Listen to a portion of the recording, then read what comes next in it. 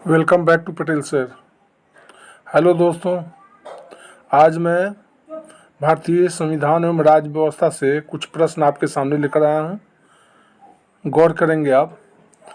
लेकिन शुरू करने से पहले एक बार मैं फिर से आपको कहना चाहूँगा कि अगर मेरे चैनल पे आप लोग नए हैं तो प्लीज़ मेरे चैनल को सब्सक्राइब कर लीजिए, बेल आइकन को दबाइए। वीडियो अच्छा लगे तो लाइक और शेयर ज़रूर कीजिएगा।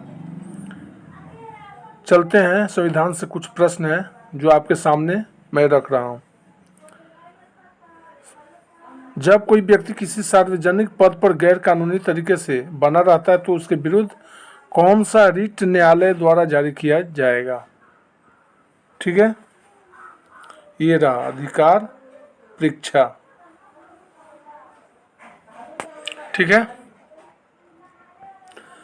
एक बार फिर से इस प्रश्न को देखिए। जब कोई व्यक्ति किसी सार्वजनिक पद पर गैर कानूनी तरीके से बना रहता है तो उसके विरुद्ध कौन सा रिट न्यायालय द्वारा जारी किया जाएगा?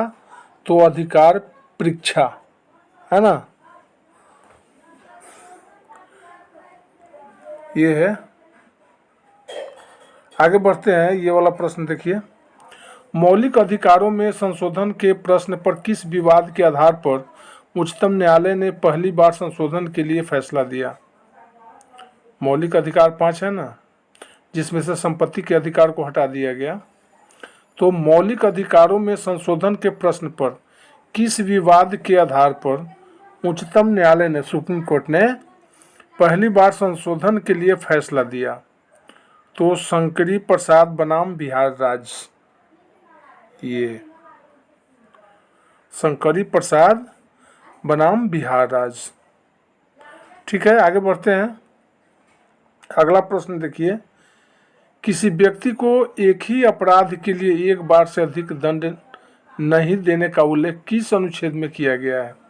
ये बड़ा महत्वपूर्ण प्रश्न है, ये वाला। किसी व्यक्ति को एक ही अपराध के लिए एक बार से अधिक दंड नहीं देने का उल्लेख किस अनुच्छेद में किया गया है? तो अनुच्छेद 20 में। ठीक है, अगला क्वेश्चन देखिए, ये वाला। प्राण और दैहिक स्वतंत्रता के संरक्षण के संबंध में किस अनुच्छेद में प्रावधान किया गया है? तो अनुच्छेद 21 में। ये दोनों याद रखिएगा। एक ही व्यक्ति को, माने एक ही अपराध के लिए किसी व्यक्ति को 2 बार सजा का प्रावधान नहीं है, वह संविधान के अनुच्छेद 20 में वर्णित है। ठीक उसी प्रकार प्राण और दैहिक स्वतंत्रता के संरक्षण के संबंध में, बचाने के संबंध में किस अनुच्छेद में प्रावधान किया गया है? तो अनुच्छेद 21, 20-21 एक साथ है। ठीक है, अगला प्रश्न देखिए। वृत्ति, उपजीविका, व्यापार या कारोबार करने की स्वतंत्रता का उल्लेख किस अनुच्छेद में किया गया है? तो अनुच्छेद 19 का पहला क खंड क। वृत्ति, उपजीविका, व्यापार या कारोबार करने की जो आज़ादी है, स्वतंत्रता है, उसका उल्लेख संविधान के किस अनुच्छेद में किया गया है? तो अनुच्छेद 19 का क कहिए या 1 कहिए। आगे बढ़े तो अगला प्रश्न ये देखिए, ये वाला। किस अनुच्छेद में शोषण को अपराध घोषित किया गया है? संविधान के किस अनुच्छेद में शोषण किया जाता है ना जी? अमीर व्यक्तियों के द्वारा गरीबों का शोषण किया जाता है, उच्च लोगों के द्वारा निम्न लोगों का जो शोषण किया जाता है, या किसी भी ऑफिस में बड़े अधिकारी लोग छोटे कर्मचारी का शोषण करते हैं, तो किसी भी प्रकार का जो शोषण है वह एक अपराध माना गया है। तो अनुच्छेद के संविधान के किस अनुच्छेद में यह वर्णित है? तो संविधान के अनुच्छेद 23 में वर्णित है ना। शोषण एक अपराध है, ठीक है, वह संविधान के अनुच्छेद 23 में वर्णित है। ठीक है, आगे बढ़े। संविधान में धर्मनिरपेक्षता के संबंध में किस अनुच्छेद में प्रावधान किया गया है? ये बड़ा चर्चित सवाल है। संविधान में धर्मनिरपेक्षता के संबंध में किस अनुच्छेद में प्रावधान किया गया है? तो अनुच्छेद 25 से 28 में जो वर्णन है वह धर्मनिरपेक्षता के संबंध में है ना, संविधान में वर्णन मिलता है अनुच्छेद 25 से 28 में धर्मनिरपेक्षता पर। ठीक है, आगे बढ़े। क्या राष्ट्रपति के विरुद्ध परमादेश रिट जारी किया जा सकता है? क्या राष्ट्रपति के विरुद्ध के खिलाफ परमादेश रिट जारी किया जा सकता है? तो ये आंसर होगा नहीं, नहीं जारी किया जा सकता। अगला सवाल देखिए, ये किस अनुच्छेद में मौलिक अधिकारों को स्वतः निलंबन हो जाने का उल्लेख किया गया है? तो अनुच्छेद 19 में। कि संविधान के किस अनुच्छेद में मौलिक अधिकारों का स्वतः निलंबन हो जाने का उल्लेख किया गया है? तो संविधान के अनुच्छेद 19 में। अगला प्रश्न संविधान से ये देखिएगा, नीति निर्देशक तत्वों के उल्लंघन किए जाने की स्थिति में न्यायालय में चुनौती दी जा सकती है या नहीं? तो नहीं। एक बार फिर से इस प्रश्न को देखिए, ध्यान दीजिए। नीति निर्देशक तत्वों के उल्लंघन किए जाने की स्थिति में न्यायालय में चुनौती दी जा सकती है या नहीं? तो आंसर होगा नहीं। अगला प्रश्न ये, मौलिक अधिकार न्यायालय में परिवर्तनीय है या नहीं? तो परिवर्तनीय है। मौलिक अधिकार न्यायालय में परिवर्तनीय है या नहीं? तो परिवर्तनीय है ना, उसे चेंज किया जा सकता है। अब है संघीय कार्यपालिका। इससे पहले भी मैं हमारे चैनल पर इंडियन कॉन्स्टिट्यूशन से बहुत सारा वीडियो डाला हुआ है, आप देख सकते हैं, बैक वीडियो उठाकर आप देख सकते हैं। तो अब ये जो क्वेश्चन आ रहा है आपके सामने, संघीय कार्यपालिका से रिलेटेड क्वेश्चंस आएंगे। इसका पहला क्वेश्चन है, संघीय कार्यपालिका की शक्ति किसमें निहित है? संघीय कार्यपालिका की शक्ति राष्ट्रपति में निहित है। ठीक है, अगला प्रश्न ये, राष्ट्रपति और उपराष्ट्रपति के चुनाव संबंधी विवाद कौन सुलझाता है? तो इसका विवाद सुलझाता है सर्वोच्च न्यायालय, सुप्रीम कोर्ट। राष्ट्रपति और उपराष्ट्रपति के चुनाव संबंधी विवाद जो है वह सर्वोच्च न्यायालय, सुप्रीम कोर्ट सुलझाता है। ठीक है, बढ़े आगे। तो अगला प्रश्न ये है, राष्ट्रपति के चुनाव में कौन भाग लेता है? राष्ट्रपति का जब प्रेसिडेंट का इलेक्शन होता है तो उसमें कौन कौन भाग लेता है? तो संसद और राज्य विधान सभाओं के चुने हुए सदस्य, ये लोग राष्ट्रपति के चुनाव में हिस्सा लेते, भाग लेते हैं। संसद और राज्य विधानसभाओं के चुने हुए सदस्य। अगला प्रश्न है, उपराष्ट्रपति का चुनाव कौन करता है? तो संसद सदस्य। उपराष्ट्रपति का चुनाव कौन करता है? संसद सदस्य, आंसर होगा।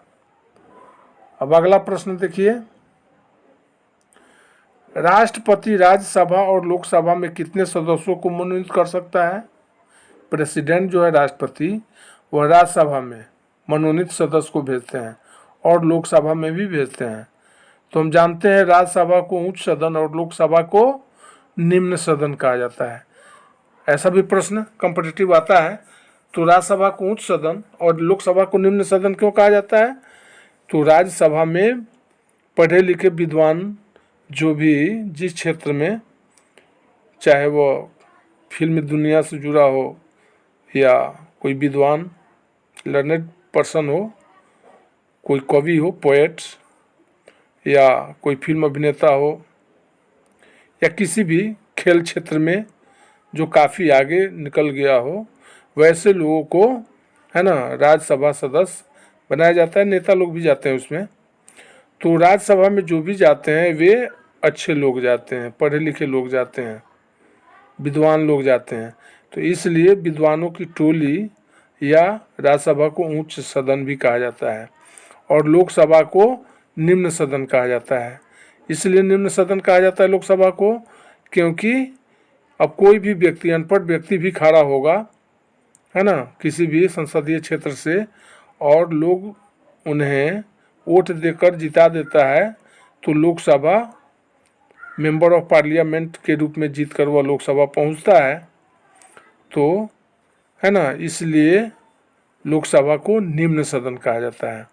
तो अब है क्वेश्चन, राष्ट्रपति राज्यसभा और लोकसभा में कितने सदस्यों को मनोनीत कर सकता है? तो राज्यसभा में राष्ट्रपति 12, अधिक से अधिक 12, ठीक है, सदस्य को मनोनीत करके भेजते हैं और लोकसभा में 2, एंग्लो इंडियन। ठीक है, आगे बढ़े। अब देखिए ये प्रश्न, राष्ट्रपति किसके समक्ष अपने पद की शपथ लेता है?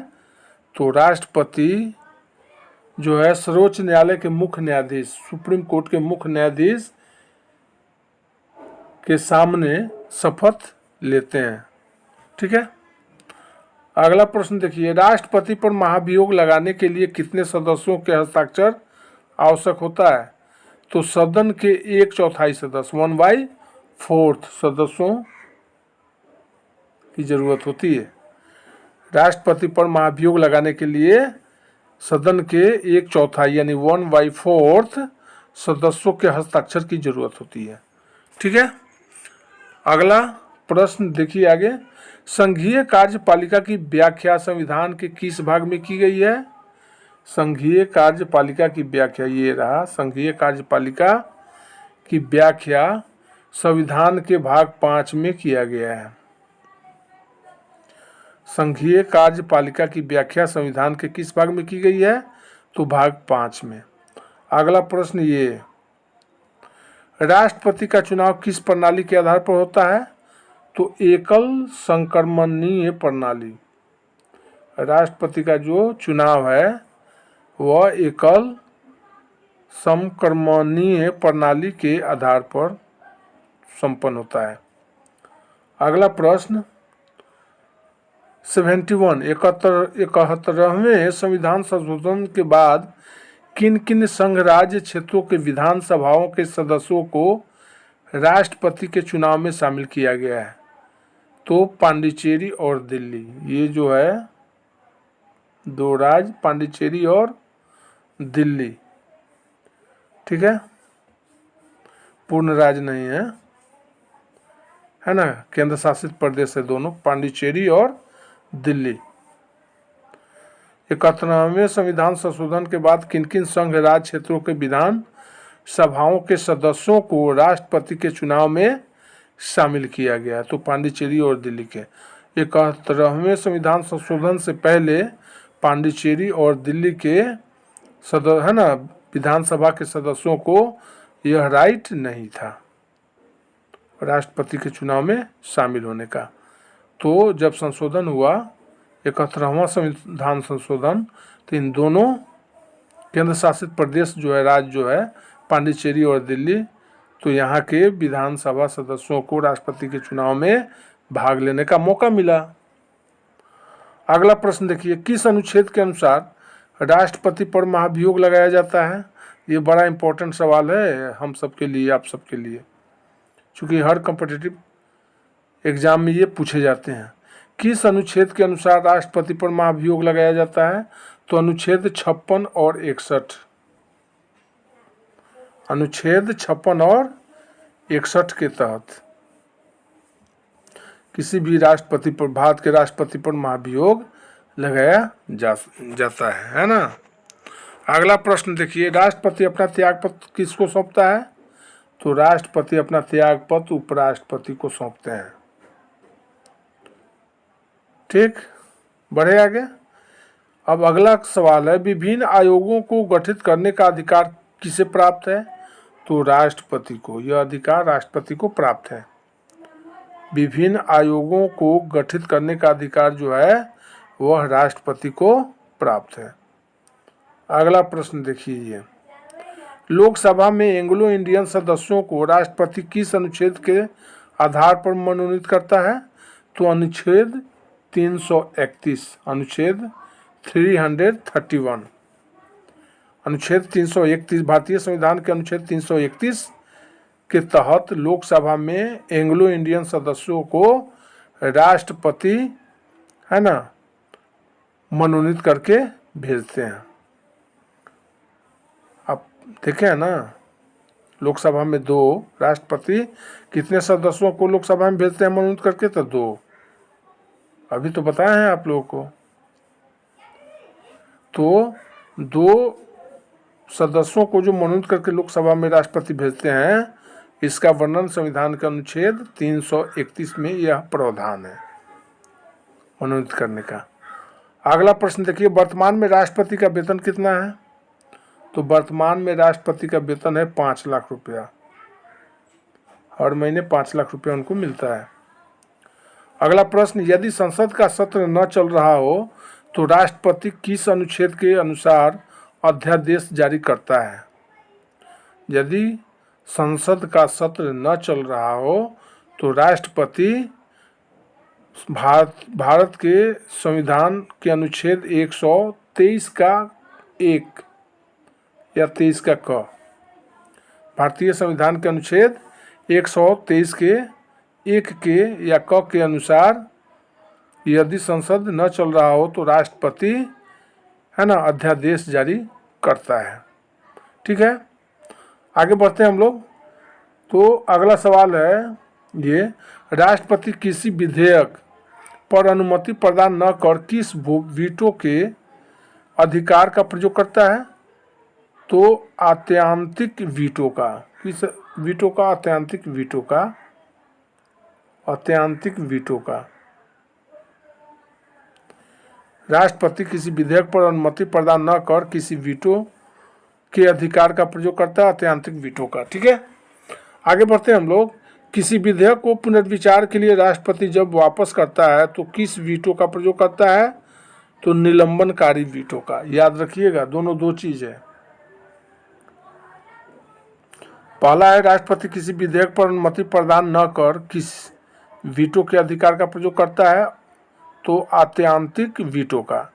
और दूसरा सवाल ये है, किसी विधेयक को पुनर्विचार के लिए, फिर से विचार के लिए राष्ट्रपति जब वापस करता है तो किस वीटो का प्रयोग करता है? तो निलंबनकारी वीटो का। याद रखिएगा इसको, है ना। अगला प्रश्न ये है, पॉकेट वीटो किसे कहा जाता है? पॉकेट वीटो किसे कहा जाता है? तो पॉकेट वीटो जेवी वीटो को कहते हैं। जेवी वीटो को पॉकेट वीटो कहते हैं। नेक्स्ट क्वेश्चन, भारत का सर्वोच्च सेनापति कौन होता है? तो राष्ट्रपति। ये तो जानते ही होंगे, भारत का सर्वोच्च सेनापति राष्ट्रपति होता है। आगे देखिए, राष्ट्रपति को संविधान के किस अनुच्छेद में क्षमा दान की शक्ति प्रदान की गई है? ये बहुत very important question. This is very and very important question. राष्ट्रपति को संविधान के किस अनुच्छेद में क्षमा दान की शक्ति प्रदान की गई है? तो अनुच्छेद 72। अब जैसे किसी को कोर्ट ने सेंट्रल पनिशमेंट दे दिया, मौत की सजा सुना दिया, और वह व्यक्ति जो है याचिका देता है किसके सामने? या राष्ट्रपति के सामने दरख्वास्त देता है कि मुझे क्षमा किया जाए। तो राष्ट्रपति को अधिकार है, उसे क्षमा भी दे सकता है या क्षमा नहीं भी दे सकता है। तो यह क्षमा देने का जो अधिकार है राष्ट्रपति को, इसका प्रावधान संविधान के किस अनुच्छेद में है? तो अनुच्छेद 72 में, 72 में। ठीक है, अब आगे देखिए अगला प्रश्न, राज्यों के राज्यपाल को किस अनुच्छेद के अनुसार क्षमा दान की शक्ति प्राप्त है? तो अनुच्छेद 161 के तहत। ये लास्ट क्वेश्चन है इस सेट का। राज्यों के राज्यपाल को किस अनुच्छेद के अनुसार क्षमा दान की शक्ति प्राप्त है? तो अनुच्छेद 161। राष्ट्रपति को क्षमा दान की शक्ति प्राप्त है संविधान के अनुच्छेद 72 के तहत, और किसी भी राज्य के राज्यपाल को क्षमा दान की शक्ति प्राप्त है संविधान के अनुच्छेद 161 के तहत। याद रखिएगा दोनों चीज़ को। तो दोस्तों, अगर मेरे चैनल पे आप लोग नए हैं तो एक बार फिर से मैं कहना चाहूँगा, मेरे चैनल को सब्सक्राइब कर लीजिए, कोई पैसा नहीं लग रहा है। और इस तरह से मेरा वीडियो देखते रहिए। थोड़ा सा सेंसस, बिहार में जो सेंसस चल रहा है उसमें इंगेज थे सुपरवाइज़र के रूप में, अभी भी काम कर रहे हैं, इसलिए वीडियो डालने में 1-2 दिन विलम्ब भी हो सकता है, लेकिन मैं वीडियो डालूंगा। आप लोग देखते रहिए, मुझे सपोर्ट करते रहिए, ठीक है। मिलते हैं अगले वीडियो में, तब तक के लिए good by two all of you. Okay, thank you.